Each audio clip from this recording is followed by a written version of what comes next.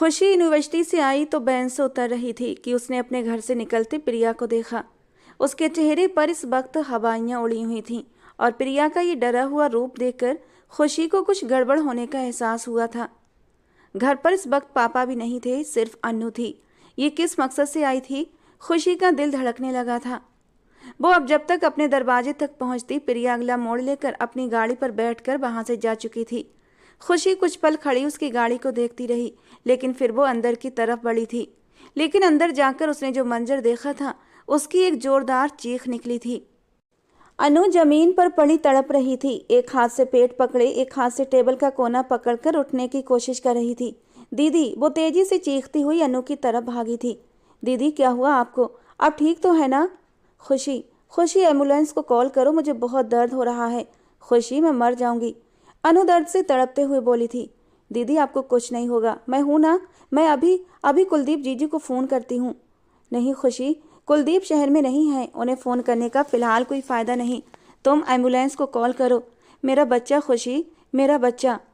ये कहते कहते अनु की आंखें बंद होने लगी थीं और खुशी की तो जैसे जान ही निकलने लगी थी।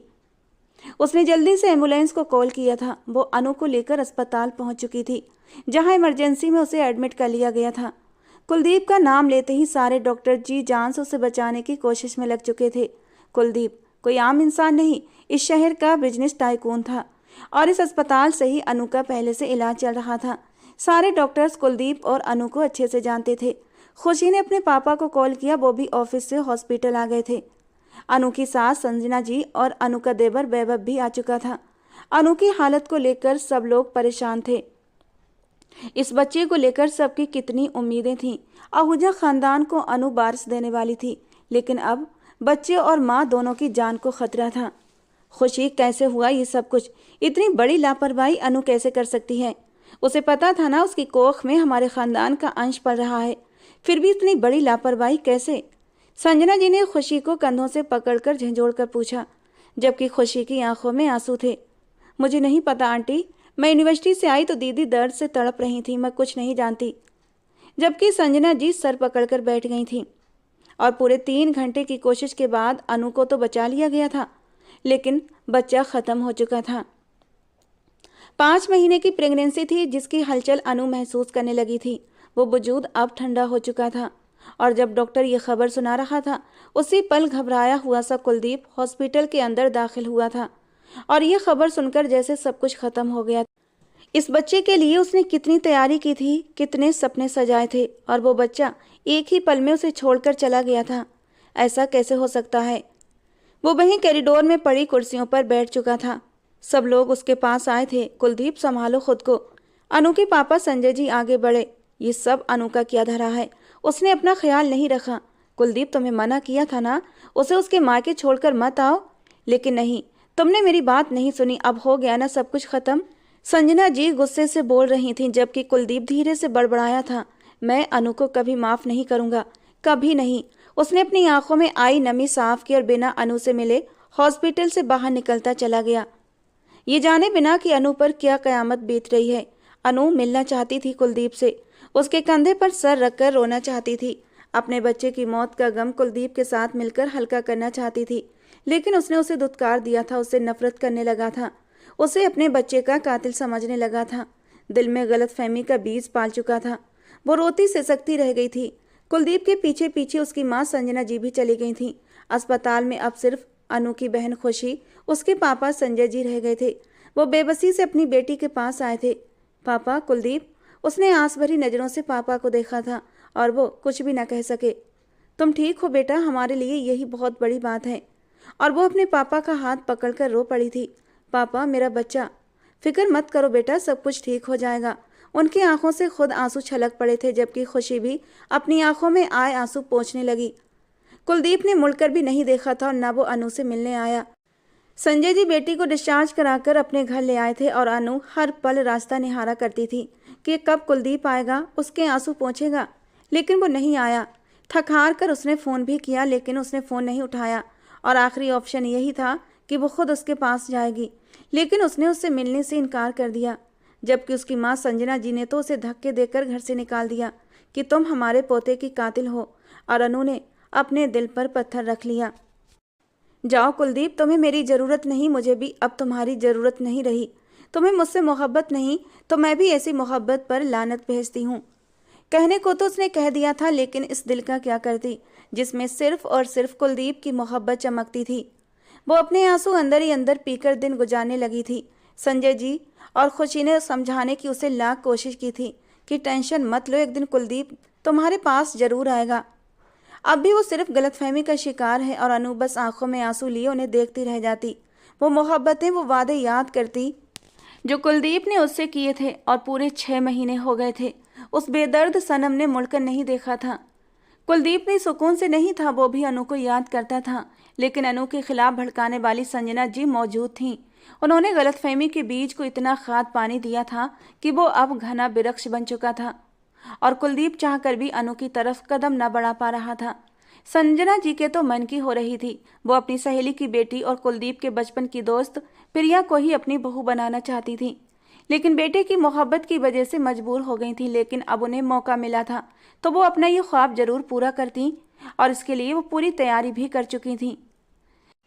दरवाजा खट से खोलकर वो अंदर आई थी। कुलदीप, जो मीटिंग में बिजी था, अचानक दरवाजा खुलने पर चौंक कर सामने देखा। वहां मौजूद सबकी नजरें उस आने वाली हस्ती पर गई थीं। आज से 6 महीने बाद यूं उसे अपने सामने देखकर कुलदीप के लब भींचे थे। ब्लैक फ्रॉक में उसका सोगवार हुस्न, रोई हुई आंखें। कुलदीप ने उसका पूरा जायजा ले लिया था। मुझे बात करनी है आपसे, वो रुहासे लहजे को मजबूत बनाते बोली। Excuse me, meeting is over, Kuldeep ने वहां मौजूद मेंबरों को कहते अनु को सख्त निगाहों से घूरा था। सब मेंबर्स वहां से बाहर निकल गए थे। कुलदीप ने उनके जाते ही सवालिया नजरों से अनु को देखा, जो अब चंद कदम के फासले को मिटाती उसके पास आई थी। आप दूसरी शादी कर रहे हैं? अनु ने कितनी मुश्किल से ये सब कहा था, ये वही जानती थी। 6 महीने बाद ये पूछने आई हो? कुलदीप ने अपनी जगह से उठकर उसके पास आकर बड़े ठंडे अंदाज में पूछा। आप मेरी बात का जवाब दें कुलदीप आहूजा। वो गुस्से से उसके पास 2 कदम बढ़ी थी। उसके जिस्म से उठती उसके फेवरेट परफ्यूम की खुशबू आज भी कुलदीप को अपने हवासों पर छाती महसूस हुई थी। दिल की धड़कनों ने बेतहाशा शोर मचाया था। पूरे 6 महीने के बाद वो सितमगर उसके सामने थी। मेरा जवाब जानकर तुम्हें क्या करना है? वो गहरी नजरों से उसके चेहरे को देखते हुए बोला था। मिस्टर कुलदीप, जो पूछा सीधी तरह बताइए। वो अपनी गिरे कांच सी आंखें उस पर टिकाकर बोली। अगर मैं कहूँ हाँ कर रहा हूँ दूसरी शादी, फिर? कुलदीप के संजीदा से जवाब पर अनु को लगा उसके दिल की धड़कनों ने धड़कने से इनकार कर दिया हो। मुझे सजा दे रहे हैं? वो धीमी सांस लेते बिना पलक झपके बोली थी। सजा? सजा तो हम दोनों के लिए है, और अब शायद सारी जिंदगी ही दोनों को ये सजा सहनी पड़े। कुलदीप अब की बार इंतहाई संजीदगी से बोला। मैं बीवी हूँ आपकी, आप मेरे साथ यूं बेवफाई नहीं कर सकते। अब की बार आंखों में आंसू जमा होने लगे थे। बीवी हो इसलिए यहाँ खड़ी हो और सवाल जवाब का हक दिया है, वरना तुम्हारी जगह कोई और होता तो इस वक्त। क्या इस वक्त? अनु का अंदाज तेज हुआ। घर जाओ। कुलदीप ने रुख पलटा। अनु को यकीन न आया ये वही शख्स था जो उसे दीवानों की तरह मोहब्बत करता था, जुनून की हद तक चाहता था, जिसकी सुबह शाम अनु की बाहों में कटती थी। अनु को देखकर खुद पर कंट्रोल खोने लगता था, और आज उस शख्स ने अनु को छूना तक गवारा न किया। वो बाकी इन 6 महीनों में बदल गया था, अनु को भूल गया था। सिर्फ एक गलती से उसने अपनी महबूब पति कुलदीप को खो दिया था। आंखों के बहते आंसुओं ने इस बार उसका भरम तोड़ दिया था। मैं नहीं जाऊंगी। अपने 6 महीने से मुझसे राब्ता ख़त्म कर रखा है, न मिलते हैं न बात करते हैं। क्या सारा कसूर मेरा था? क्या अकेली कसूरवार मैं हूँ जो सज़ा मुझ अकेली को दी जा रही है? इस बार अनु ने कुलदीप के सामने जाते माथे पर बल डाले कहा था, जबकि उसने भी अभी तक कुलदीप को छुआ तक नहीं था। हाँ, तुम अकेली कसूरवार हो, तुम्हारी वजह से सब कुछ हुआ, तुम्हारी वजह से मेरा बच्चा। कुलदीप का लहजा तेज हुआ था, लेकिन वो गुस्से में अपनी बात पूरी नहीं कर पाया था। अनु ने उसके चेहरे पर इंतहाई गुस्से के भाव देखे अपने आंसुओं को पोंछकर बोली, आप इस बात की सजा अब मुझे देंगे दूसरी शादी करके? सही है, करें आप दूसरी शादी, लेकिन दूसरी शादी से पहले आपको मुझे छोड़ना होगा। अपनी जबान को लगाम दो अनु, जान ले लूंगा तुम्हारी अगर दोबारा ऐसी कोई बात मुंह से निकाली तो। कुलदीप ने बाजू से पकड़कर अनु को झंझोड़ा। एक पल को दोनों की नजरों का बुरी तरह टकराव हुआ था। आप खुद किसी और को जिंदगी में शामिल कर लें और मुझसे चाहते हैं कि आपके नाम पर अपने बाप के घर बैठी रहूं, ऐसा हरगिज नहीं होगा मिस्टर कुलदीप आहूजा। दूसरी शादी से पहले आपको पहली शादी खत्म करनी होगी। इस बार अनु ने बिना डरे बिना रुके कुलदीप से आंखों में आंखें डालकर बात कही थी। तुम्हारी इतनी हिम्मत नहीं कि तुम मेरे नाम के साथ अपना नाम अलग कर सको। अनु कुलदीप आहूजा, मैं तुम्हारी सांसें तुम पर तंग कर दूंगा। लगता है तुम भूल गई हो कुलदीप आहूजा को। कुलदीप ने उसके चेहरे पर अपनी गर्म सांसें छोड़ते हुए अपने अंदर के गुस्से को काबू करते हुए कहा, मैं कुछ नहीं भूली, लेकिन शायद आप सब कुछ भूल गए हैं। मेरा गुनाह क्या इतना बड़ा था कि आप मुझे इतनी सख्त सजा दे रहे हैं? और सजा देनी है तो फिर हम दोनों को मिलेगी। अनु ने गुस्से से अपना बाजू छुड़ाते हुए दरवाजे की तरफ कदम बढ़ाए तो कुलदीप अपने घने बालों में हाथ फेरता उसके पीठ को गुस्से से देखते हुए उसके पीछे लपका था। इससे पहले कि वो दरवाजा खोलकर बाहर निकलती, कुलदीप ने आगे बढ़कर दरवाजे को लॉक लगाते उसे दरवाजे के साथ लगाया था। उसकी तरफ अपने दोनों हाथ रखे उसके चेहरे के करीब अपना चेहरा किया। वो अब उसकी खुशबू को अपने अंदर उतारती महसूस कर रही थी। लगता है तुम अपनी जान गंवाना चाहती हो, इसीलिए बार बार ऐसी बातें कर रही हो। पर अगर तुम्हें बहुत शौक है अलग होने का तो ठीक है, कुलदीप आहूजा तुम्हें जुदा कर देगा खुद से। तुम कुलदीप की मोहब्बत के काबिल ही नहीं थी। गेट आउट, कुलदीप एक एक शब्द पर जोर देते हुए बोला था और उससे पीछे हटा था। उसकी बात सुनते ही अनु तो जलजलों की जद में आई थी।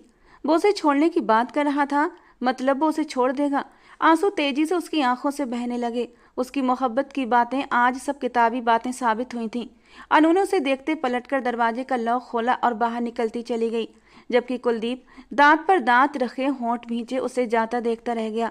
वो बहुत तेज ड्राइविंग करते 2 बार अपना एक्सीडेंट होते होते खुद को मुश्किल से बचा पाई थी। घर पहुंचते ही बेड पर औंधे मुंह लेटकर फूट फूट कर रोई थी। उसे वो दिन याद आने लगे जब उसे खबर मिली थी कि वो प्रेग्नेंट है। कुलदीप ने कितनी खुशी का इजहार किया था, जैसे उसे दुनिया जहान की खुशी मिल गई हो। सिर्फ एक गलती से उसका सब कुछ छीन लिया गया था। उसका बसा बसाया घर, उसका पति, उसकी ममता, सब कुछ खत्म हो गया था। वैभव, तुम्हें कितनी बार कहा है कि सोनिया को साथ लेकर आया करो। अब देखो ना कितना वक्त गुजर गया है। संजना जी ने वैभव को डांटा जो अनसुनी करता मोबाइल पर बिजी था। उसकी जिम्मेदारी क्यों लेता वो? कोई केयरटेकर नहीं था जो उसे लाने ले जाने का ठेका उठा लेता। सोनिया संजना जी के जानने वाली की बेटी थी जो 2 हफ्ते पहले ही अपनी यूनिवर्सिटी से उनकी यूनिवर्सिटी में माइग्रेशन करवा कर आई थी। उसके माँ बाप उसकी बड़ी बहन के यहाँ गए हुए थे क्योंकि उसकी बड़ी बहन की डिलीवरी में कुछ प्रॉब्लम्स क्रिएट हुई थी और उसकी तबीयत ठीक नहीं थी और मजबूरन सोनिया को वो संजना जी के घर छोड़ गए थे। वो लड़की जात थी और थोड़ी अकड़ मिजाज थी। उसके आने जाने की कोई खास रूटीन नहीं थी, इसलिए संजना जी अक्सर उसके लिए परेशान हो जाया करती थीं। Hello aunty. अचानक ही सोनिया की आवाज़ पर वैभव ने मुड़कर उसकी तरफ देखा। अच्छा हुआ तुम आ गई बेटा, मैं बस खाना खाने ही लगी थी। तुम भी फ्रेश हो जाओ, फिर मिलकर खाना खाते हैं। वो जल्दी से कहते हुए किचन की तरफ बढ़ गई। कितने अफसोस की बात है, मैं वहाँ पर आपका वेट करती रही और आप घर भी आ गए।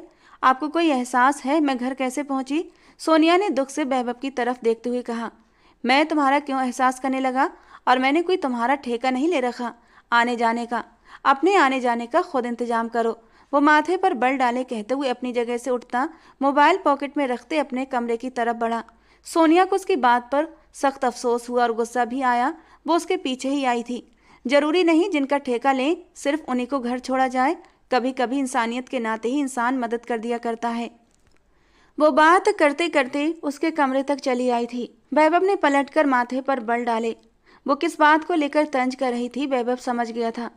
तुम होती कौन हो मुझे ये सब कहने वाली? अपने काम से काम रखो तो बेहतर होगा। और out of my from room, rude अंदाज में कहता वो उसे उलझा गया। सोनिया ने आसपास देखा तो वाकई वो गुस्से में बात करते हुए उसके कमरे तक आ गई थी। शर्मिंदगी के मारे उसका चेहरा लाल हुआ था। एक नज़र उस पर डालते वो फौरन बाहर निकल गई, जबकि वैभव ने उसी पल उसके मुंह पर दरवाजा जोर से बंद किया था। योगेश आहूजा के 2 बच्चे थे। बड़े बेटे का नाम कुलदीप आहूजा, जो कि एक बहुत बड़ा बिजनेस टाइकून था, गुस्से वाला और अपनी मनमानी करने वाला। जबकि दूसरे नंबर पर वैभव आहूजा, जो अपने भाई की ही कॉपी था, लेकिन जुनून में तो 2 हाथ उससे भी आगे था। दोनों भाई एक से बढ़कर एक थे। अनु दीदी क्या हुआ आपको? आप ठीक तो है ना? खुशी ने परेशानी से अपनी बहन अनु के माथे पर हाथ रखते पूछा। वो जब से घर आई थी अपने कमरे में बंद थी, न किसी से बात कर रही थी और न ही खाना खाने के लिए बाहर आई थी। और जब खुशी यूनिवर्सिटी से आकर अपनी कोचिंग क्लासेस के लिए भी चली गई थी और जब शाम होने को थी तो मिस्टर संजय ने परेशानी से खुशी को अनु की आज की सारी रूटीन के बारे में बताया था। वो इस वक्त उठकर बहन के कमरे में आई थी, जहां वो मुंह लपेटे आंसू बहा रही थी। खुशी, अनु उठते ही खुशी के गले से लगी और फूट फूट कर रो पड़ी। प्लीज अनु दीदी, मुझे बताएं तो सही हुआ क्या है, आप इस तरह क्यों रो रही हैं? खुशी ने अनु को इस कदर बेदर्दी से रोते देखा तो खुद भी परेशान हुई थी। खुशी, वो दूसरी शादी कर रहे हैं। खुशी के गले लगे अनु ने आंसुओं को रोकते हुए कहा था। उसकी बात पर खुशी ने एक गहरा सांस लिया था। यूनिवर्सिटी में आज भी इसी बात पर वैभव से उसकी बहस हुई थी। उसे भी इस बारे में पता चल गया था कि कुलदीप प्रिया से दूसरी शादी कर रहा है, और ये खबर सुनकर वो सीधा वैभव के पास जा पहुंची थी। हद होती है बेशर्मी की, तुम लोगों में शर्म नाम की कोई चीज है या नहीं? उसके दोस्तों के सामने ही वो बेतुकान बोले गई थी। वैभव ने दांत पीसते हुए उसे घूर कर देखा था। अपनी जबान को कंट्रोल करो तुम। वैभव भी बहसी अंदाज में उठा और उसकी तरफ बढ़ा था कि उसके दोस्तों ने उसे रोका। नहीं करती कंट्रोल? क्या कर लोगे तुम लोग? क्या अपने भाई की हरकतों को कंट्रोल कर सकते हो तुम, जो एक बीबी के होते हुए अब दूसरी शादी रचाने वाला है? खुशी गुस्से में सारी तमीज और मर्यादाएं भूलकर चीखते हुए बोली थी। और इस अपनी आदत की वजह से वो कितनी बार नुकसान भी उठा चुकी थी, लेकिन फिर भी वो अपनी गलतियों से बाज नहीं आती थी। आदत होती तो बदलती, नेचर कैसे बदलती, ये उसकी नेचर थी। खबरदार, तुमने मेरे भाई के बारे में एक शब्द भी गलत कहा तो मुंह तोड़ दूंगा तुम्हारा, वैभव ने बहुत ही गुस्से के आलम में कहते हाथ का मुक्का बनाया था। लेकिन खुशी बिल्कुल भी नहीं डरी थी। लानत है तुम पर, एक गलत फैसले के साथ देते शर्म आनी चाहिए तुम्हें। वो सामने खड़े दुश्मन को कैसे सुकून से रहने देती? पहले मुझे भी लगता था कि भाई का फैसला गलत है, लेकिन अब मुझे उनका फैसला 100% सही लगता है। नो आउट, वो ऊंची आवाज में दहाड़ा तो खुशी एक पल के लिए सहम गई थी। उसकी आंखों में पानी जमा होने लगा। खुशी, चलो यहाँ से। उसकी दोस्त ने उसे बाजू से पकड़ा और वहां से ले जाना चाहा। वैभव, प्लीज, छुट्टी हो गई है तो आओ घर चलते हैं। अचानक से एक लड़की ने आते वैभव को कलाई से थामा। उसके चेहरे पर एक मुस्कान थी। खुशी की निगाह उसके हाथ पर जा ठहरी जो वैभव की कलाई पर था, और वैभव इतने गुस्से से खुशी को घूर रहा था कि उसे एहसास तक न हुआ सोनिया उसकी कलाई पर अपना हाथ रखे हुए है। खुशी वैभव को सख्त निगाहों से घूरती हुई हाथ झटकती वहां से चली गई थी। उसके जाते ही सब स्टूडेंट भी एक एक करके वहां से हट गए थे। क्या हुआ वैभव, कुछ मिस कर दिया मैंने? सोनिया ने आंखें चमकाते हुए पूछा। उसी पल वैभव की नजर अपनी कलाई पर पड़ी तो झटके से सोनिया के हाथ से अपनी कलाई छुटाई थी। दूर रहकर बात किया करो मुझसे, वो उसे वॉर्न करता वहां से गुस्से से निकला। खुशी, मेरी बात तो सुनो, कहाँ जा रही हो? उसकी दोस्त ने मुश्किल से उसे रोका। वो भी अपने भाई जैसा है, बेवफा है वो। इतनी जल्दी तो मौसम भी रंग नहीं बदलते जितनी जल्दी ये दोनों भाई बदल गए हैं। खुशी दुख से बोली। यार, वो बेवफा नहीं है, बस थोड़ा वक्त दो, एक दूसरे को सब ठीक हो जाएगा। मीरा ने उसे एक अच्छी दोस्त की तरह समझाना चाहा। वक्त भाड़ में गया वक्त, देखा नहीं तुमने किस तरह उस लड़की ने उसका हाथ थाम रखा था? खुशी ने गहरा सांस भरते गुस्से से कहा। उसने अपने पीछे खड़े वैभव को नहीं देख पाया था। खुशी, यार रिलैक्स, मीरा ने उसे बताना चाहा लेकिन मौका ही नहीं दे रही थी। नहीं, बिल्कुल नहीं, वो बेवफा इंसान का भाई है और बेवफा ही निकला। देखा ना तुमने, उससे ज्यादा उम्मीद भी क्या की जा सकती है? खुशी ने दांत किचकिचाते गुस्सा बर्दाश्त करते कहा, और उसी पल वैभव ने उसे जोर से कलाई से थाम कर अपने साथ घसीटा। खुशी ने गड़बड़ाकर वैभव की ओर देखा था, जो उसे लिए अब यूनिवर्सिटी के खाली कोने की तरफ जा रहा था, और फिर एक पेड़ के पीछे खड़ा होते उसे पेड़ से लगाए उसके आगे खड़ा होता, उसके दोनों तरफ अपने हाथ रख दिए थे और माथे पर बल डाले खड़ा था। आंखों में तेज गुस्सा था। उसने मेरी कलाई पर हाथ रखा वो तुमने देखा, लेकिन मैंने उसका हाथ झटका वो नहीं देखा। गंभीर और गुस्से वाले अंदाज में कहता वो खुशी को और बेसुकून कर रहा था। वो गहरी सांस भरती अब भी बहुत गुस्से में थी। कुछ भी नहीं देखना मुझे, तुम्हारा भाई कर रहा है ना दूसरी शादी, तुम भी कर लो दूसरी मंगनी। बल्कि मंगनी की क्या जरूरत है, डायरेक्ट शादी कर लो। खुशी ने उसे जोर से पीछे की तरफ धक्का मारना चाहा, लेकिन वो 1 इंच भी अपनी जगह से ना हिला। वैभव ने उसकी दोनों कलाइयों को सख्ती से जकड़ा और पेड़ के साथ लगाया। बहुत ही गुस्सा भर गया है ना तुम्हारे अंदर कि किसी की भी नहीं सुनती हो? वो उसकी कलाइयों को दबोचे उसको अब जरा सी तकलीफ पहुंचा रहा था। छोड़ो मेरा हाथ, जालिम इंसान, दर्द हो रहा है मुझे। वो माथे पर बल डाले उसे घूरते हुए बोली। मुझे भी हुआ था, यहाँ दिल में, जब तुमने बिना सोचे समझे मुझे सबके सामने इतना कुछ कहा। वैभव का अंदाज ठंडा था मगर गुस्से वाला था और उसके ठंडे अंदाज पर खुशी की जान जाती थी। वो जब भी गुस्से में उसके सामने होता तब खुशी को उससे डर नहीं लगता था, लेकिन जैसे ही उसके शब्दों में ठंडापन उतरता खुशी के हाथ पैर सुन्न होने लगते। वैभव, अब की बार उसकी आवाज़ धीमी थी। ऐसे नहीं, पहले वाले अंदाज में बात करो, वही सूट करता है। वैभव ने उसे झटके से अपने सीने से लगाया तो खुशी की जान पर बन आई थी। धड़कनों का तालमेल दोनों के जज्बात में तूफान मचा रहा था। लोगों की निगाह में हम मंगेतर हैं, लेकिन हकीकत में हमारा संबंध कितना गहरा है यह हमसे बेहतर कोई नहीं जान सकता। अपनी नाक को उसके नर्म नाजुक गाल पर रगड़ता वो पल भर में उसके गाल लाल कर गया था और खुशी के पूरे जिस्म में करंट सा दौड़ गया था। वो दोनों छुपकर शादी कर चुके थे, लेकिन खुशी की इज्जत की खातिर वैभव ने अपनी माँ संजना जी को खुशी के लिए जैसे तैसे मनाया था और अब वो उनकी नज़र में मंगेतर थे। जानबूझकर उन्होंने अपनी शादी वाली बात छुपा ली थी कि कहीं संजना जी नाराज ना हो जाएं, और ये बात उन्होंने आज तक किसी को खबर नहीं लगने दी थी। वो हमेशा ऐसे ही उसे चुप करवाया करता था, वरना खुशी द ग्रेट चुप हो जाए नामुमकिन ही था। मैं उन्हें कभी माफ़ नहीं करूंगी। अचानक से अनु की आवाज़ ने उसे ख्यालों से चौंकाया। दीदी प्लीज ऐसे रो रो कर खुद को परेशान मत करो, मर्द जात होते ही बेवफा हैं, खुशी ने गुस्से से कहा। नहीं खुशी, अगर ऐसा होता तो माँ के जाने के बाद हमारे पापा भी तो दूसरी शादी कर सकते थे ना, पर पापा ने तो आज तक वफा निभाई। माँ के जाने के बाद भी कभी बेवफाई नहीं की माँ के साथ। अनु की बात पर खुशी चुप हो गई थी। वो सच कह रही थी। अनु की माँ अनु के 10 साल का होने पर अचानक से इस घर से कहीं चली गई थी। उस वक्त खुशी 6 साल की थी और कोई नहीं जानता वो किसके पास गई है। इंसान मर जाए तो एक दिन सब्र आ जाता है, लेकिन जीते जी कहीं चला जाए तो सब्र आना नामुमकिन होता है। कोई कुछ कहता था और कोई कुछ।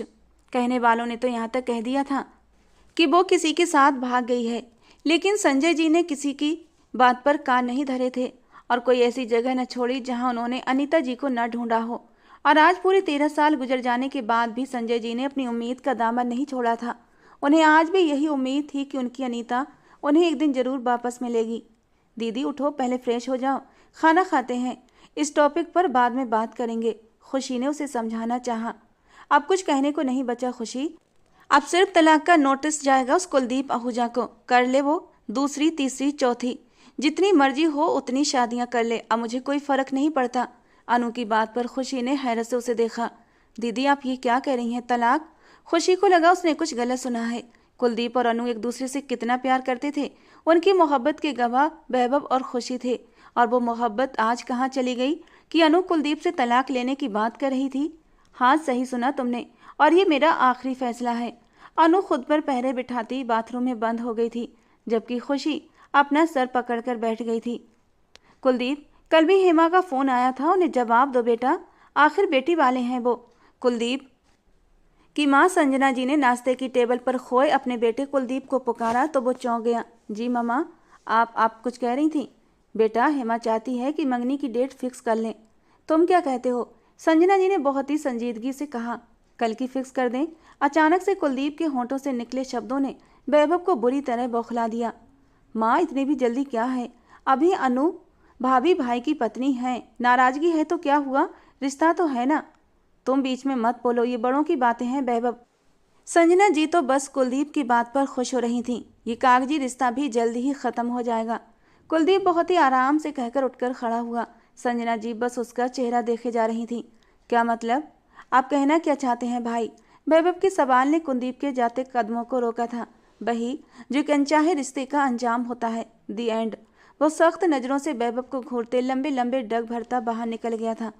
चलो अच्छा है, जान छूटेगी, अब तुम भी इस मंगनी को ख़त्म करो और अपने भाई की तरह आगे बढ़ो। 1 मिनट माँ, वैभव ने माँ को टोका। वो भाई है जो सुन लेते हैं आपकी बात और मान भी लेते हैं। मैं वैभव हूँ, कुलदीप नहीं। अपनी ज़िंदगी के फैसले मैं खुद लेता हूँ और लेता रहूँगा। आप अपना खेल भाई के साथ खेलें, मेरी ज़िंदगी में दखल अंदाजी कोई भी नहीं करेगा। वैभव को कुलदीप की बात पर बहुत गुस्सा आ रहा था। ऊपर से संजना जी ने उसका रिश्ता ख़त्म करने की बात करके आग पर तेल छिड़कने का काम कर दिया था। मेरी बात गौर से सुनो, तुम भले कुछ भी कर लो, मैं खुशी को इस घर की बहू कभी नहीं बनाऊंगी। जैसी बड़ी बहन वैसी छोटी बहन, बल्कि 2 हाथ उससे आगे ही है। हद की मुंहफट और बदतमीज, संजना जी ने मुंह बनाते हुए कहा। तो भाई की ला रही हैं ना आप, सादा सिंपल सी शरीफ सी लड़की, इसी पर गुजारा कर लें। मेरी वाली ऐसी टेढ़ी ही रहने दें, बस मुझे वो ऐसी ही पसंद है, वैभव ने रूढ़ अंदाज में कहा। बहुत बदतमीज हो गए हो तुम, माँ हूँ तुम्हारी, बात करने की तमीज भूल गए हो, संजना जी ने उसके अंदाज पर गुस्सा दिखाते हुए कहा। कुछ नहीं भूला मामा, पर शायद आप भूल रही हैं कि भाई की खुशी किस में है। वैभव उनके लिए एक सवाल छोड़ता यूनिवर्सिटी के लिए निकल गया। संजना जी ने सर पकड़ लिया। न जाने क्या जादू कर दिया है इन दोनों बहनों ने। पहले कुलदीप उनकी तरफदारी में जीता था, अब ये लड़का। इन्होंने मेरे दोनों बेटों को अपने काबू में करके रखा हुआ है। और सोनिया तुम, ऊंची आवाज में बड़बड़ाते वो सोनिया को बुलाने लगी। तुम्हें यहाँ किस लिए बुलाया है मैंने? अगर तुमसे मेरा एक बेटा काबू नहीं होता तो बता दो, मैं कोई और इंतजाम कर लूँगी, वो गुस्से से बोली। आंटी मैं तो कर रही हूँ कोशिश, आपका बेटा मुझे मुँह ही नहीं लगाता तो मैं क्या करूँ, वो उदासी से बोली। तो उसके थोड़ा और करीब जाओ, उससे दोस्ती बढ़ाओ, उसको अपनी अदाएं दिखाओ। मर्द औरत की अदाओं के पीछे भागता है। वो उसे अपने ही बेटे को फंसाने के नए नए तरीके सिखा रही थी। आंटी आपका बेटा अदाओं से नहीं फंसने वाला, उसके लिए मुझे कुछ और ही बड़ा प्लान करना पड़ेगा, सोनिया ने सोचने वाले अंदाज में कहा। संजना जी हाँ में सर हिलाती उठ गई थीं। अब उन्हें हेमा जी को खुशखबरी भी तो सुनानी थी कि कुलदीप शादी के लिए राजी है, वो भी बहुत जल्द। वैभव के स्टेटस पर कुलदीप की मंगनी का कार्ड था। वो जो सोने के लिए लेट रही थी, कार्ड पर कल की तारीख देखी और दुख के गहरे समंदर में डूब गई। अफसोस अफसोस कुलदीप जीजू, अगर मोहब्बत करने वाले आप जैसे बेदर्द और जालिम होते हैं तो कोई भी कभी मोहब्बत न करे। वो दुख से सोचते मोबाइल एक तरफ फेंक गई। वैभव मुझे तुमसे भी ये उम्मीद नहीं थी, बजाय अपने भाई को समझाने के तुम उसका साथ दे रहे हो, बुज़दिल इंसान कहीं के। वो प्रिया की बच्ची तो बहुत खुश होगी, उसकी तो मन की मुराद पूरी हो गई। पता नहीं दीदी क्या चाहती हैं, सब कुछ सच सच कुलदीप जीजू को बता क्यों नहीं देती। अगर कुलदीप जीजू को आज सारी सच्चाई पता चल जाए तो प्रिया से मंगनी तो दूर की बात, उसकी शक्ल भी न देखें। वो अपनी सोचों में गुम थी कि उसके नंबर पर मैसेज टोन बजी। खोलकर चेक किया तो वैभव का मैसेज था। उसने कार्ड इनबॉक्स किया था और स्पेशल इनविटेशन दिया था। खुशी के सर पर लगी और पैर पर बुझी। तुम्हें अपने बुज़दिल भाई की मंगनी मुबारक हो, मुझे इनवाइट करने की ज़रूरत नहीं। वो मैसेज सेंड करते जलते दिल के साथ मोबाइल को देखने लगी। वैभव उसका मैसेज पढ़कर सीधा होकर बैठा, उसे जैसे उसकी बात पर करंट लगा हो। एक तो वो से इन्फॉर्म कर रहा था, सिर्फ अनु और खुशी के लिए स्टेटस ऑन किया था, बाकी सबको हाइड कर दिया था। अब उसे किसी तरह तो बताना था। स्टेटस सीन करके भी वो चुप रही तो मजबूरन उसे इनबॉक्स करना पड़ा। बुज़दिल तो तुम्हारी बहन निकली जो मैदान खुला छोड़कर भाग गई है। हिम्मत होती तो खड़े होकर अपने हक के लिए लड़ती, ना कि डर के भाग जाती। वैभव के मैसेज पर खुशी ने माथे पर बल डाले। भूल रहे हो कैसे तुम्हारी माँ ने मेरी बहन को हाथ पकड़कर घर से निकाला था, जैसे बच्चा सिर्फ उन्होंने खोया हो। मेरी बहन ने तो उस वजूद को 5 महीने महसूस भी किया था, उसे अपनी कोख में, उसका दर्द उसकी हर धड़कन को महसूस किया था। बताओ ऐसा कौन सा गुनाह था जिसकी वजह से उन्हें इतनी बड़ी सजा दी गई। जिंदगी मौत तो भगवान के हाथ में है ना, फिर भी इंसान सजा देने के लिए ज़मीन पर ही भगवान क्यों बन जाता है। उसके इतने लंबे मैसेज के जवाब में वैभव के पास कहने को कुछ न बचा। उसने खामोशी से अब मोबाइल एक तरफ रख दिया था। वो क्या बोलता, वो खुद इस मंगनी के खिलाफ था, पर कुलदीप जैसे जुनूनी जिद्दी इंसान को कौन समझा सकता था। एक ही इंसान थी जिसकी वो बात मानता था और वो थी खुद अनु, लेकिन इससे भी आज कुलदीप मुंह मोड़ चुका था। मंगनी की पार्टी अपने चरम पर थी। रात के 10 बज रहे थे। आहूजा हाउस में इस वक्त खूब रौनक का माहौल था। प्रिया अपनी माँ के साथ वहीं आई थी। ये भी कुलदीप की ख्वाहिश थी कि मंगनी की रस्म आहूजा हाउस में ही हो, और उनकी तो जैसे दिली ख्वाहिश पूरी हो रही थी। वो कुलदीप की बात को कैसे टालते। प्रिया इस वक्त पिंक गाउन में बहुत खूबसूरत लग रही थी। सब मेहमान आ चुके थे। अब कुलदीप का ही इंतजार था, जो अब तक अपने कमरे से बाहर नहीं निकल रहा था। वैभव जाओ देखो कुलदीप कहाँ रह गया, मंगनी की रस्म शुरू करें, देर हो रही है। आपके पास भाई का नंबर है ना, तो कॉल कर लें। वो रूडली कहता वहां से हट गया। एक तो वो जो चाहता था हो नहीं रहा था, जबरदस्ती उसे इस मंगनी का हिस्सा बनाया गया। अब कुलदीप को भी वही लेकर आए। वो मुंह बिगाड़कर कोल्ड ड्रिंक काउंटर की तरफ बढ़ गया। सोनिया मुस्कुराते हुए उसके पास आकर खड़ी हुई। क्या बात है वैभव, इतने गुस्से में क्यों हो? सोनिया ने भी एक ड्रिंक उठाते उसे सवाल किया था। वो ऐसे बात कर रही थी जैसे बहुत पुरानी जान पहचान हो। वैभव ने उसे गुस्से से घूरा और अपना मुंह मोड़ लिया। वैसे वो वक्त दूर नहीं जब तुम भी अपने भाई के नक्शे कदम पर चलोगे। सोनिया के शब्दों पर वैभव अपने होंठ भींच कर रह गया। तुम्हें माँ ने यहाँ जिस काम के लिए रखा है उस पर ध्यान दो, वरना अगर टारगेट बदल गया तो इस घर से धक्के देकर मेरी मम्मा ने तुम्हें बाहर निकाल देना है। तो बेहतर नहीं कि तुम अपनी खैर मनाओ। उसे आईना दिखाता बिना उसका जवाब सुने वो वहाँ से हट गया, जबकि सोनिया का तो वो हाल था कि गुस्से के मारे अभी बहबब का हुलिया बिगाड़ दे। आप एक बार फिर सोच लें दीदी, पापा घर पर नहीं हैं। अगर उन्हें पता चला तो उन्हें बुरा लगेगा। अभी आकर आप अंदर जाने की जिद कर रही हैं।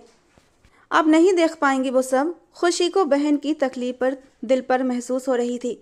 यही तो देखना है खुशी, वो किस तरह मेरे सामने किसी और का हाथ थामेगा, फिर उसे रिंग पहनाएगा। और वैसे भी ये रिंग है ना, ये रिंग दूंगी मैं उसे ताकि वो इस रिंग को पहनाकर अपनी ज़िंदगी की नई शुरुआत करे। बल्कि ऐसा करूंगी, ये रिंग मैं प्रिया को गिफ्ट कर दूंगी। जब उसकी मंगनी में आई हूँ तो खाली हाथ आना बुरा लगता है ना। वो बस बोले जा रही थी जैसे पागल सी हो गई हो, और खुशी को दुख हो रहा था अपनी बहन की हालत देखकर। मैं भी चलती हूँ आपके साथ। खुशी ने भी गाड़ी से उतरना चाहा।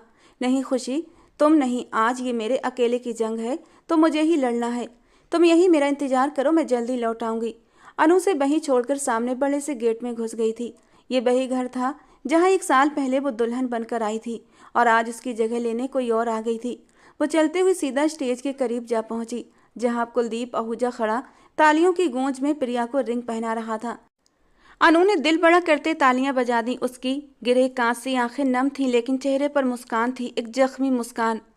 मासूम चेहरा, निगाहें फरेबी, लबों पर हंसी और दिल में दगा है।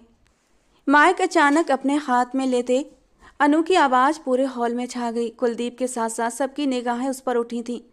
मिले दोस्त जिसको यहाँ तेरे जैसा, उसे दुश्मनों की ज़रूरत ही क्या है।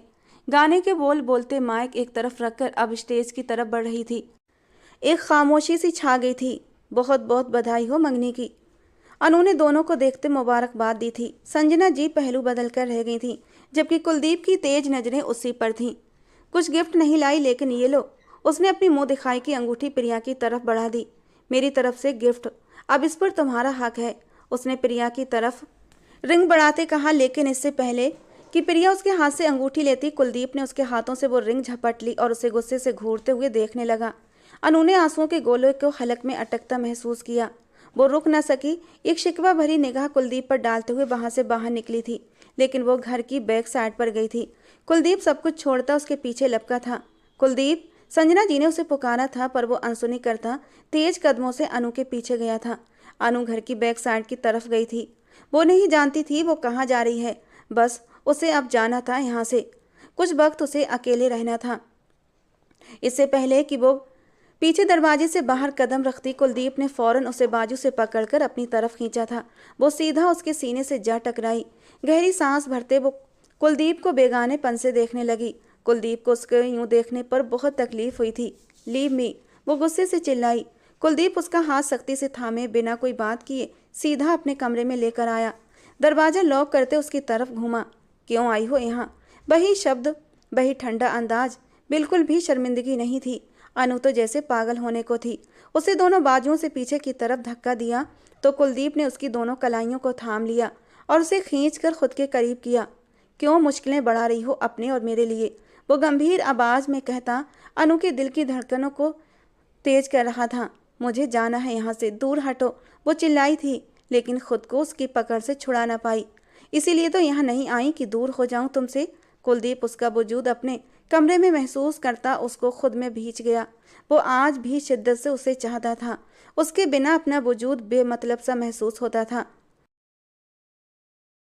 मिस्टर कुलदीप आहूजा, जिससे मंगनी की अंगूठी पहनाई है, उसी को जाकर। उसके बाकी के शब्द उसके मुंह में रह गए थे कि अचानक ही कुलदीप ने आगे बढ़कर अपने होंठों से उसके होंठों पर कब्जा जमाया था और वो एकदम पत्थर सी हो गई थी। 6 महीने बाद इस स्पर्श को महसूस कर रही थी। 6 महीने तक कुलदीप ने उसे छुआ तक नहीं था। एकदम से सब याद करते अनु पैनिक होने लगी थी। वो बुरी तरह बेकाबू होती कुलदीप की पकड़ सख्त से सख्त होती जा रही थी कि कुलदीप उसे लिए बिस्तर पर गिरा। उसकी कलाइयों को तकिए पर लगाते उसका चेहरा निहारने लगा, जो अब रोते हुए उसे ही देख रही थी। क्या हुआ, इतना पैनिक क्यों हो रही हो? पहली बार तो नहीं छू रहा। वो इतना कहते उस पर अपना हक जताते अनु की सांसों में अपनी सांसें घोलने लगा था। फिर बहुत ही प्यार से उसके माथे पर होंठ रखे। वो उसकी आंखों को देखता बारी बारी उन पर भी अपने होठों का स्पर्श छोड़ता जा रहा था और उसे पूरी तरह पत्थर कर गया था। वो बिना पलके झपकाए उसे देखे जा रही थी। वो जादूगर था। तो ये बात अनु गलत न कहती थी। वो हमेशा उसे काबू कर लिया करता था। अपने जादू में आज भी अनु को जकड़ चुका था और अनु चाहकर भी उसके जादू से बाहर नहीं निकल पा रही थी। उसने दोबारा से अनु के नरम गुदाज रसीले होठों पर अब बड़े ही प्यार से उसके होठों का रसपान कर रहा था। पहले वो जो उसकी मोहब्बतों का जवाब मोहब्बत से दिया करती थी, आज बस बेहिस और बेहरकत पड़ी थी। आज वो उसका साथ नहीं दे रही थी, लेकिन रोक भी नहीं रही थी।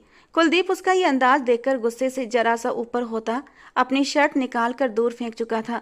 उसके इरादे देखकर अनु की जान निकली थी। पूरे जिस्म में जैसे करंट लगा था। उसकी कुर्बत, उसकी मदहोश करने वाली छुअन को वो कितनी बार तो झेल चुकी थी।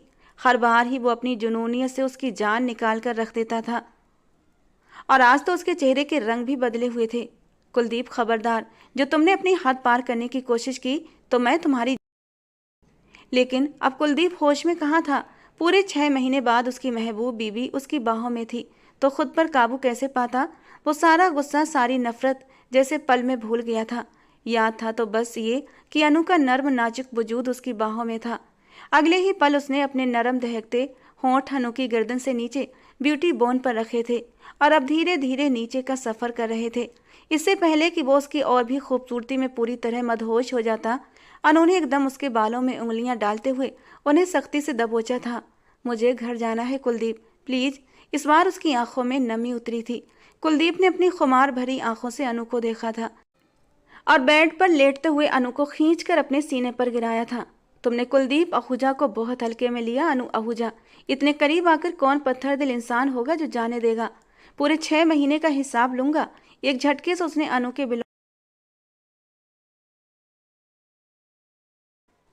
वो अनु को बेड पर लिटाकर उसके और अपने बीच के सारे पर्दे गिराए उसे अपनी बाहों में मचलने पर मजबूर कर गया था।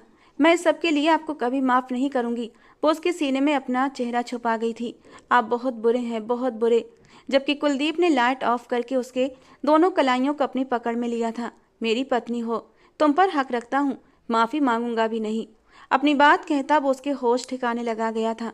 अनु के दिल की धड़कनें बढ़ती गई थीं। उसकी हर हरकत अनु की जान पर बनाई थी। पूरे 6 महीने के बाद उसकी जान उसे मिली थी और वो अपनी जान को अपने शरीर में समा लेना चाहता था। काफी देर हो गई थी, अनु अभी तक वापस नहीं आई थी। खुशी गाड़ी में बैठी उसका इंतजार कर रही थी। उसने गाड़ी आहूजा आहूज से थोड़ा पीछे करके खड़ी की थी, जहां एक बहुत बड़ा सा पेड़ था और गाड़ी उसमें छुप गई थी। रात का वक्त था, वहां सड़क पर गाड़ी खड़ी करना खुशी को सही नहीं लगा था। वो अनु को कॉल कर रही थी, उसका नंबर बंद जा रहा था। हे भगवान, दीदी कहाँ रह गई। वो परेशान हुई। क्या करूं, कुलदीप को कॉल लगाऊं या फिर वैभव को। वो उलझन में थी, पर कब तक इंतजार करती। उसने वैभव को कॉल लगा दी। वैभव, जो कुलदीप को अनु का हाथ थामे अपने कमरे की तरफ ले जाते देख चुका था और फिर कमरे का गेट बंद करते भी देखा था, तो उसके चेहरे पर बड़ी ही प्यारी सी मुस्कान आई थी। ये सब देखकर मोबाइल पर खुशी की कॉल देखते उसकी आंखें चमकी। बोलो। कॉल रिसीव करते हुए बोला, दीदी कहाँ है। उसने गुस्से से पूछा। मुझे क्या पता, मुझसे क्यों पूछ रही हो। वैभव सिरे से इनकारी हो गया। देखो वैभव, ज्यादा भाव खाने की जरूरत नहीं। मुझे पता है दीदी आहूजा हाउस के अंदर है। मेरे साथ ही आई थी, वो कब से बाहर वेट कर रही हूँ और वापस नहीं आ रही। क्या क्या कहा तुमने।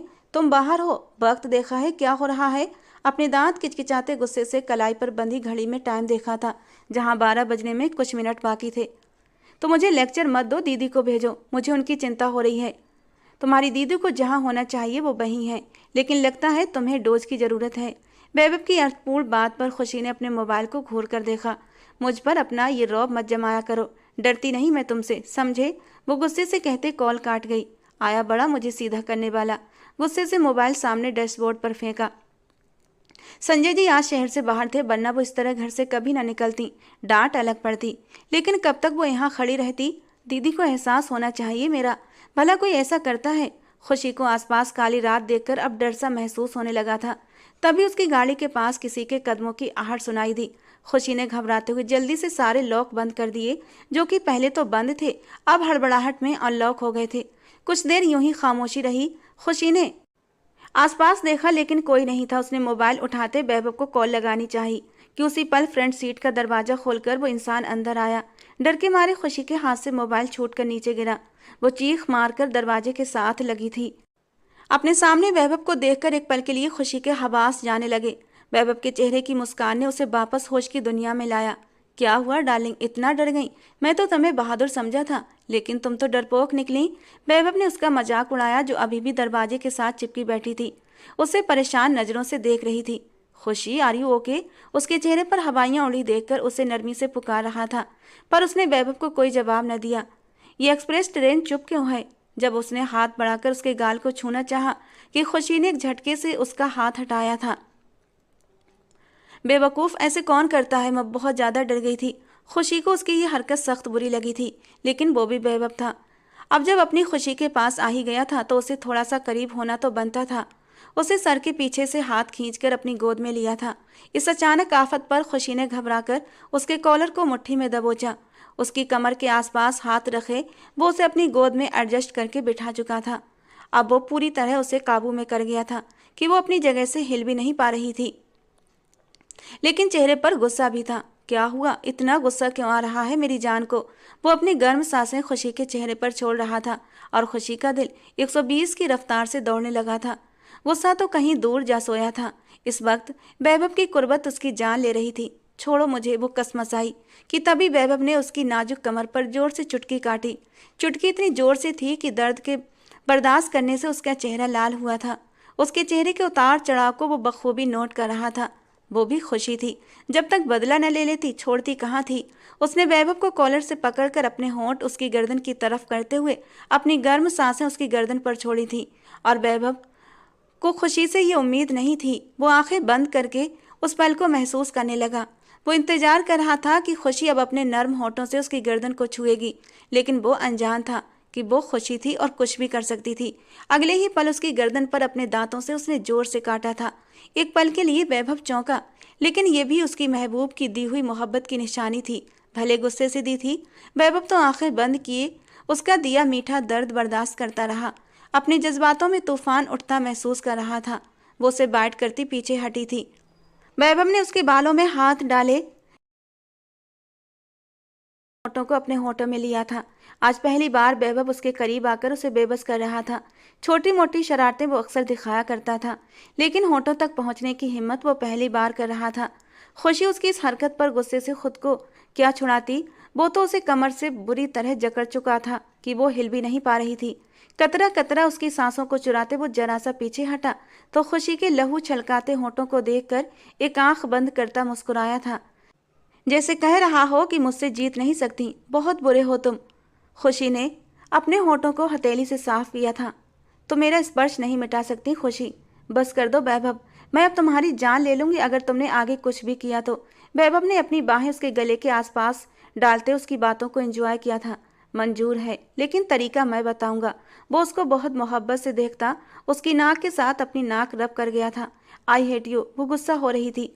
उसने उसे पूरी तरह अपने काबू में किया हुआ था और अब खुशी को अपनी बेबसी पर रोना आ रहा था। क्यों रो रही हो? वैभव ने उसकी आंखों में बहते आंसू नोट किए। तो मुझे दीदी के पास जाना है, पता नहीं वो कहाँ है, और तो मुझे वो रो देने को थी। वैभव को उसके आंसू जितने बुरे लगे, उसकी बात ने वैभव का दिल उतना ही बुरी तरह से छलनी किया था। तुमने मेरी मोहब्बत का नाम दे दिया खुशी। वैभव की आंखों का रंग बदला था। खुशी ने सहमी निगाहों से उसे देखा, जिसके चेहरे पर अब मोहब्बत ढूंढने से भी नहीं मिल रही थी। एक सर्द अंदाज था, खून को जमा देने वाला। वैभव ने उसकी खामोशी पर उसे जोर से उसकी पीठ सीट पर छोड़ा था। खुशी ने घबराकर उसे देखा।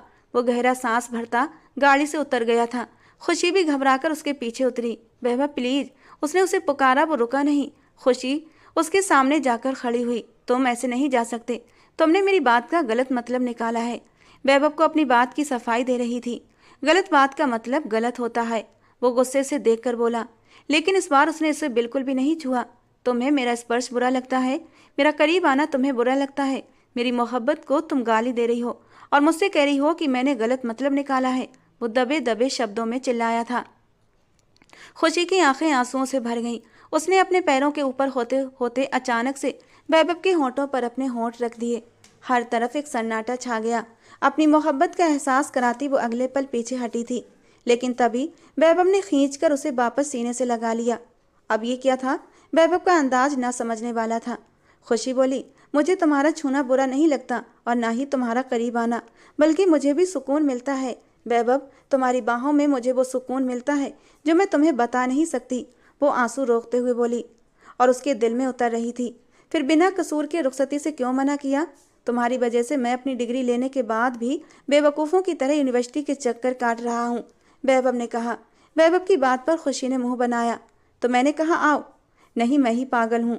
अगर तुम विदाई दे दो तो ये झंझट खत्म हो जाए ना। मेरे पास आ जाओ हमेशा के लिए, तो छुपा लूंगा तुम्हें सबसे। वो जोर से उसे सीने में भींचता हुआ बोला था। वैभव, क्या दीदी और कुलदीप जीजू के साथ सब कुछ ठीक हो जाएगा ना? वो उसके सीने से सर उठाकर बच्चों की तरह पूछ रही थी। हो जाएगा, आज के बाद सब कुछ ठीक हो जाएगा। वैभव होंठों पर एक शरारती मुस्कान सजाकर बोला था। क्या मतलब? आज क्या हुआ है? खुशी ने हैरानी से पूछा। तो वैभव बड़ी गहराई से मुस्कुराया था। ना पूछो तो ज़्यादा अच्छा है। उसने खुशी की छोटी सी नाक दबाई थी। क्यों ना पूछूं? मुझे पूछना है। बताओ, आज के बाद सब कैसे ठीक हो जाएगा? अभी नहीं बता सकता, शादी के बाद बताऊंगा। ये कहकर उसने खुशी को टाल दिया था। सुबह की रोशनी फैलने से पहले ही अनु की आंख खुली थी तो पास सोए कुलदीप को देखा, जिसने रात भर अपनी मोहब्बत का जुनून उस पर लुटाया था। वो सारे पल याद आते ही अनु की आंखों में आंसू आए थे। कुलदीप के बाजू से निकलकर वो उठकर बैठी।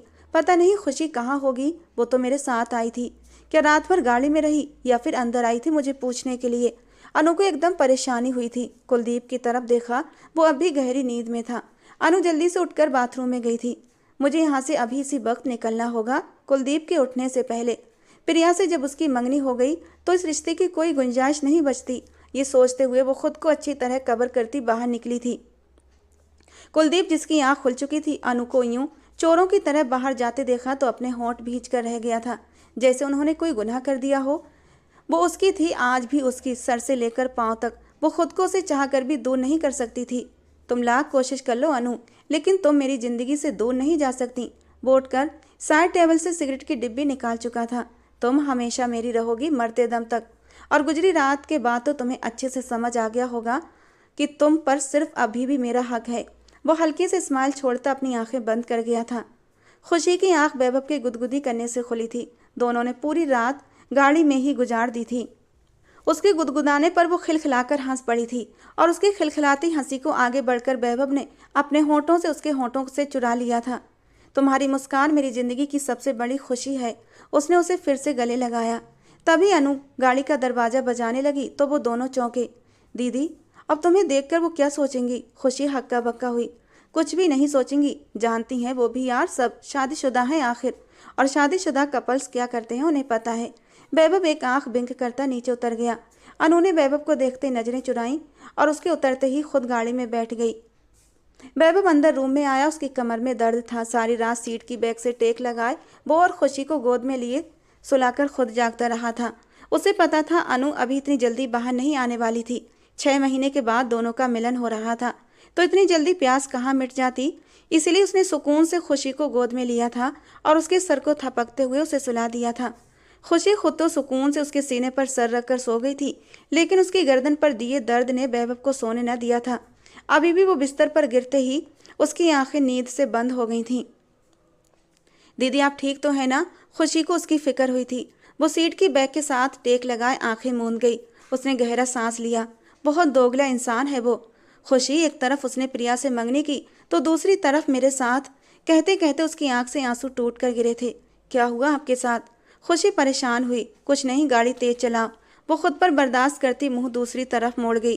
खुशी भी चुप हो गई। आखिर तुम चाहते क्या हो कुलदीप? एक तरफ तुमने प्रिया से मंगनी की और दूसरी तरफ वो लड़की सुबह तुम्हारे कमरे से निकली। क्या है ये सब? संजना जी को बहुत गुस्सा आया था और कुलदीप के बाहर आने पर वो भरी बैठी थी और अपना सारा गुस्सा उस पर निकाल रही थी, जबकि प्रिया भी अपनी माँ के साथ खड़ी थी। वो बीबी है मेरी, कुलदीप ने माथे पर बल डाले कहा। तो मैं कौन हूँ? प्रिया ने पीछे से पूछा। तुम मंगेतर, नॉर्मल अंदाज में जवाब दिया। प्रिया ने दुख से संजना जी की तरफ देखा। कुलदीप, प्रिया से शादी से पहले तुम्हें अपनी बीवी को तलाक। अभी प्रिया की माँ की बात पूरी नहीं हुई थी कि टेबल पर पड़ा गुलदान कुलदीप ने एक झनाके के साथ जमीन पर मारकर तोड़ दिया था। इंतहाई कीमती गुलदान था जो कुलदीप कनाडा से बड़े ही चाव से लाया था। कुछ कह रही थी आप? कुलदीप ने उन्हें देखते पूछा, जो इस वक्त हैरत से उस टूटे हुए गुलदान को देख रही थी। Kuldeep, are you okay? Sanjana ji को कुलदीप में बदलाव सा महसूस हुआ।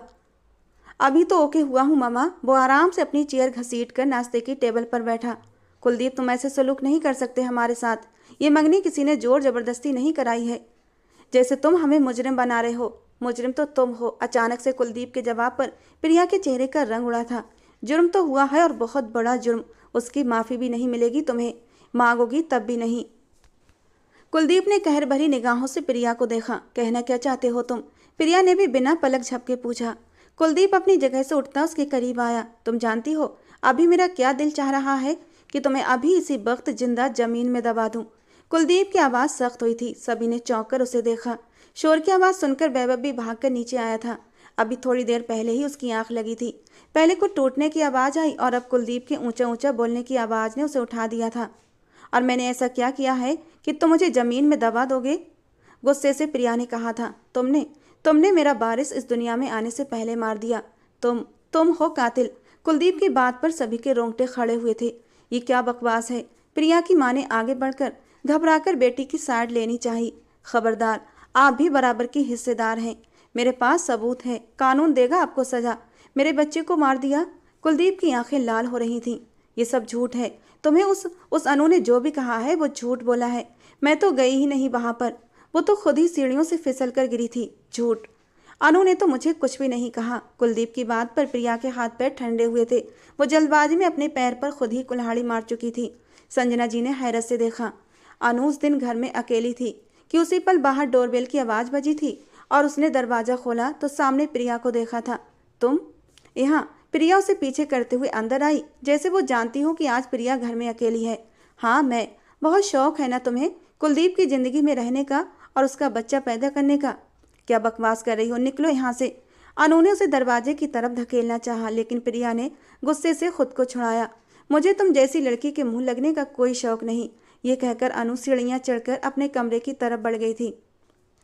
वो प्रिया को जानती थी। कुलदीप ने भी उसे बताया था कि प्रिया उसे हासिल करना चाहती है, लेकिन उसे कुलदीप की मोहब्बत पर, उसकी वफा पर पूरा यकीन था। उसने सोचा कि जब घर में कोई नहीं होगा तो प्रिया खुद ही वापस चली जाएगी, लेकिन वो नहीं जानती थी प्रिया के इरादे क्या हैं। अभी अनु सीढ़ियाँ चढ़कर ऊपर पहुंची थी कि उसके पीछे पीछे प्रिया भी आई थी। उसने एक झटके से अनु को कंधे से पकड़कर खींचा और धक्का मारकर सीढ़ियों से गिरा दिया। अनु के मुंह से एक चीख निकली थी। वो दर्द से तड़प रही थी, किसी को मदद के लिए पुकार रही थी। प्रिया उसके पास बैठी थी। दर्द से तड़पती रहो और यहीं तड़प तड़प कर अपनी जान दे दो। बदकिस्मती से बच गई तो अपने मुंह को बंद रखना। अगर एक शब्द भी मेरे खिलाफ बोला तो याद रखना, मैं वो बला हूँ कि कुछ भी कर सकती हूँ। एक दिन कुलदीप रात को सोएगा, सुबह उसकी आंख नहीं खुलेगी। विधवा होना चाहती हो तो अपना मुंह खोलना, वरना हमेशा खामोश रहना। अनु अपना दर्द बर्दाश्त करती उस पत्थर दिल लड़की को देख रही थी। यानी जब कुलदीप को हासिल नहीं कर पाती तो उसे जान से मार देती।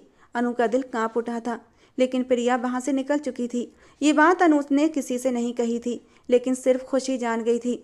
उसे भी अनु ने कसम दे दी थी। हाँ, वो मौका देखकर कहना चाहती थी ये सब कुलदीप से। उसे प्रिया की तरफ से खबरदार करना चाहती थी, लेकिन कुलदीप ने उसे इतना मौका ही कब दिया था कि वो उसे कुछ कह सकती। बच्चे के जाने का दुख दोनों को अपनी जगह था, लेकिन कुलदीप ने अनु की शक्ल तक नहीं देखी।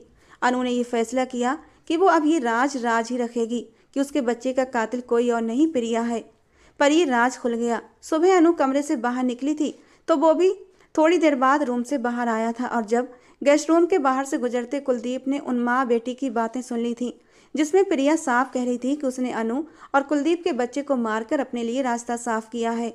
कुलदीप ने वो सारी बातें रिकॉर्ड भी कर ली थी। कुलदीप, मेरी बात सुनो, ये सब झूठ है, गलत है, ऐसा कुछ नहीं है। प्लीज़ मेरा यकीन करो। प्रिया अपनी बेगुनाही कुलदीप के सामने साबित तो नहीं कर पाई, लेकिन खुद को सच्चा साबित करने के लिए चीखने चिल्लाने लगी थी। लेकिन कुलदीप तो पुलिस को फ़ोन कर चुका था। पुलिस ने आते ही प्रिया और उसकी माँ को हिरासत में ले लिया। बेटा, कुछ तो ख्याल करो। प्रिया तुम्हारी बचपन की दोस्त है, उसी के नाते मेरे बारे में थोड़ा सोच लो। प्रिया की माँ ने हाथ जोड़ते हुए माफ़ी मांगती निगाहों से कुलदीप को देखा। अगर मुझे नुकसान पहुंचाने की कोशिश की होती तो माफ़ भी कर देता, लेकिन मेरी अनु मेरे होने वाले बच्चे को नुकसान पहुंचाया है और उसके लिए मैं आप लोगों को कभी माफ़ नहीं कर सकता। इंस्पेक्टर साहब, ले जाएं इन्हें, कुलदीप ने अपने ऊपर मुश्किल से बर्दाश्त करते हुए कहा था। उनके जाने के बाद कुलदीप कुर्सी पर ढह गया। कुलदीप की आंखें आंसुओं से भर गई थीं। संजना जी ने कुलदीप के कंधे पर हाथ रखा तो कुलदीप ने उनके हाथ को झटक दिया और तभी वैभव नीचे आया और कुलदीप के सामने घुटनों के बल बैठ गया। भाई, जो होना था हो गया। हर काम में भगवान की मर्जी होती है। बस अब अनु को घर ले आए। ये घर उनका है, उनके होने से ये घर है और मुझे यकीन है वो आने से कभी इनकार नहीं करेंगी। वैभव ने उसका हाथ थामते हुए कहा तो कुलदीप खामोशी से उसे देखने लगा। वैभव ठीक कह रहा है कुलदीप, बहुत ज्यादती कर दी हमने अनु के साथ। अब वक्त आ गया है हम अपनी गलतियों की भरपाई करें। हमने उसको बहुत तकलीफ दी है। इन 6 महीनों में उसे बहुत दुख दिए हैं। वो बहुत बार टूटी होगी। अब उसे जोड़ने का वक्त है, उससे माफ़ी मांगने का वक्त है। संजना जी ने भी दुखी दिल से आंसू पोंछे थे, जबकि कुलदीप बिल्कुल खामोश था। अनु घर आते ही अपने कमरे में बंद हो गई थी। शाम तक वो बाहर न निकली थी। खुशी के अपने पापा से फ़ोन पर बात हो गई थी। वो कुछ देर में पहुंचने वाले थे। खुशी अनु के रूम में गई तो वो अपना सामान पैक कर रही थी। खुशी को कुछ भी समझ न आया कि अचानक से हुआ क्या है, कि अनु शहर छोड़कर ही जाने की बात कर रही थी। अभी ऐसा मत करो, जब तक पापा घर नहीं आ जाते मैं आपको कहीं नहीं जाने दूंगी। खुशी ने उसके हाथ से बैग लिया था। मुझे मत रोको खुशी, मैं यहाँ 1 मिनट भी नहीं रह सकती। मैं अपनी फीलिंग्स नहीं बता सकती, प्लीज मत रोको। अनु ने अपना बैग खुशी के हाथ से छीना और अपने कदम बाहर बढ़ाए। अभी वो बाहर हॉल तक पहुंची थी कि सामने से ही उसे अपने पापा के साथ कुलदीप अंदर आता दिखाई दिया। उसने गुस्से से अपना बैग जमीन पर डाला और मुंह फेर कर खड़ी हो गई। कुलदीप ने सारी बात संजय जी को फोन पर बता दी थी और अब उनके साथ ही घर आया था। मुझे नहीं लगता वो तुम्हारी बात मानेगी कुलदीप। संजय जी ने अपनी बेटी को यूं गुस्से में देखा तो कहा, आप मुझे एक मौका तो दें, मैं मना लूंगा उसे। कुलदीप को देखते अनु अपने कमरे की तरफ चली गई थी। कुलदीप ने उसके पीछे जाते हुए कमरे में आकर दरवाजे को अंदर से लॉक कर दिया। खबरदार जो मेरे पास भी आए, आज मैं बिल्कुल भी बर्दाश्त नहीं करूंगी। अनु ने उंगली दिखाते वार्न किया था। तो मुझे अपने पास आने से रात को भी नहीं रोक पाई थी, तो अब भी नहीं रोक पाओगी। कुलदीप ने झटके से उसे अपनी तरफ खींचा था। मेरी बेबसी का मजाक उड़ाने आए हैं? अनु पैनिक हुई थी। बिल्कुल नहीं पागल लड़की। कुलदीप ने उसके गालों पर आए आंसू पोंछे। मुझे पहले क्यों नहीं बताया कि हमारे बच्चे को उस प्रिया ने? कुलदीप का रंग बहुत लाल हुआ था। आपकी जान को खतरा था, वो आपको मार देती, इसीलिए बस मैं मौके की तलाश में थी। और आपने भी तो मुझे मौका ही कब दिया? एक बार भी मुझे बोलने का मौका दिए बगैर मुझे सजा सुना दी। अनु ने उसे गुस्से से पीछे करना चाहा लेकिन कर नहीं पाई। उसकी इतनी औकात नहीं थी कि कुलदीप आहूजा तक पहुंच पाती। और मानता हूँ मेरी गलती है, क्या माफ़ नहीं करोगी? वो उसके आंसू अपने लबों से चुनते बोला। आप सब मर्द इतना सब कुछ करने के बाद माफ़ी कैसे मांग लेते हैं? अनु ने तंज किया। शायद इसलिए कि हमें यकीन होता है हमारी जान हमें माफ़ कर देगी। कुलदीप ने उसके सामने सर झुकाते कहा, अगर यही गलती औरत करे तो तुम मर्द कभी माफ़ न कर सको। तुम्हारे अंदर यह हौसला नहीं है। वो अब लड़ रही थी कुलदीप से। कुलदीप ने सर उठाकर अनु को देखा। रात दी गई उसकी मोहब्बत के हल्के हल्के निशान अनु के चेहरे पर खिलते हुए उसे और भी खूबसूरत बना रहे थे। अब ऐसे क्या देख रहे हैं? मैंने माफ़ नहीं करना आपको।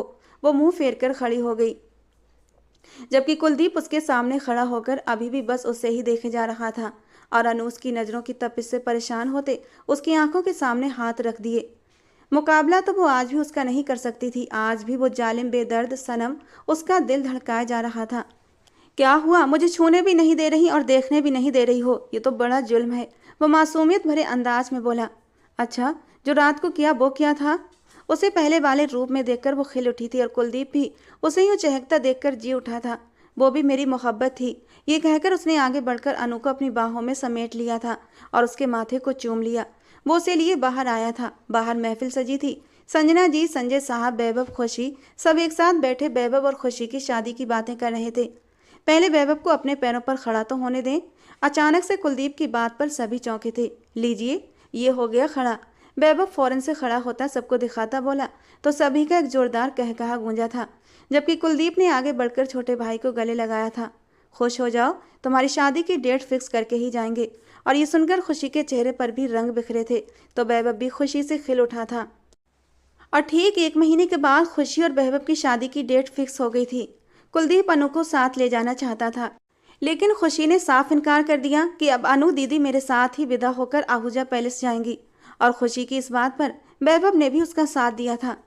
सबकी खुशी को देखते हुए यही तय पाया गया कि अनु भी खुशी खुशी दोबारा से इस घर से विदा होगी और कुलदीप गुस्से से वैभव और खुशी को घूर कर रह गया था। वो तो आज ही अपनी प्यारी बीबी को अपने साथ ले जाना चाहता था, अपने दिल की बेचैनी को उसके पहलू में लेटकर चैन पहुंचाना चाहता था। उसने मासूम सूरत बनाकर अनु पर एक नज़र डाली थी और उसकी इस हरकत पर सब लोग हंस पड़े थे। ठीक 1 महीने के बाद दोनों बहनें विदा होकर आहूजा मैंशन पहुंच चुकी थीं। दोनों को उनके कमरे में पहुंचा दिया गया था और दोनों बेटों के बंद दरवाजे को देखते हुए संजना जी ने खुद से एक वादा किया था कि आगे आने वाली जिंदगी में अपने बेटों के लिए आसानियां पैदा करेंगी। वो कभी उनकी राह में कांटे नहीं बिछाएंगी, क्योंकि उन्होंने देख लिया था कि अनु के बगैर उनका हंसता मुस्कुराता शरारती कुलदीप कैसे मुरझा कर रह गया था। वो अब दोबारा से उसके चेहरे की हंसी और मुस्कान छीनना नहीं चाहती थीं, जबकि अंदर कमरे में वैभव, खुशी, अनु, कुलदीप अपनी अपनी मोहब्बत की नई कहानी लिख रहे थे। तो दोस्तों, आज की हमारी कहानी आपको कैसी लगी? अपनी राय कमेंट बॉक्स में ज़रूर देना। पसंद आई हो दोस्तों तो प्लीज़ एक लाइक करना। हमारी कहानियों को एक लाइक और एक कमेंट जरूर किया करें दोस्तों, जिससे कि मुझे पता लगता है कि आपको हमारी कहानियाँ कैसी लगती हैं। ऐसी और रोमांटिक कहानियों के लिए हमारे चैनल को सब्सक्राइब जरूर करें। मिलते हैं दोस्तों अगली किसी नई कहानी।